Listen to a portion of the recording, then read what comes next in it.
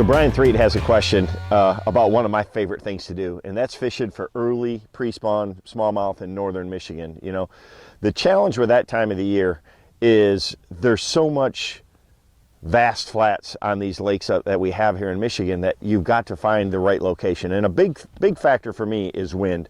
But right away in his question, he said, you know, I was up and I was searching around. It was flat, calm, sunny, and I looked from 2 to 30 feet and never saw a smallmouth. Well, I can tell you what they like to be around that time of year is they really like rock transitions, you know, shallow grass transitions, close to spawning flats, but you want to be around a major structural feature. One of the first things that I look for is wind. So if I got wind pushing onto a shoal or you know, a main lake point or something like that that has some good structural features to it, along with good cover, which the rock or the grass would be the cover, that's what I'm looking for. And they're not going to be deep. I mean, after ice out, these fish move up, you know, they're going to move shallow, and you know, they want to be up there. That's where the food's at. So I'm really focused on that kind of stuff. So good polarized sunglasses are critical. And again, I'm looking for transitions where there's two different types of cover that come together.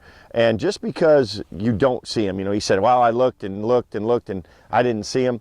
That doesn't mean they're not there. You know, my best pre-spawn bait for covering water and finding smallmouth, without a doubt, is a suspending jerk bait. You know, if it's a deeper lake, I'm going to use the deep diving version, and I'm going to fish a little bit of those little bit deeper edges. You know, maybe it's a 20-foot break. You know, it's 20 to 10 foot up on top. Some of these shallower lakes, you might be only fishing 2 to 3 feet. And again, right at ice out, those fish can be real shallow, but in some of the lakes, they stay deep. It's such a diverse area that there's no one set you know, scenario, but it's always going to be those sand grass, little rock transitions, things like that, where you can see darker bottom. If you've got a sunny day and you've got a darker edge around lighter, they're going to be sitting on that darker edge. Now, in some cases, they'll just get up there and sun on the sand. It's the craziest thing you ever see with smallmouth.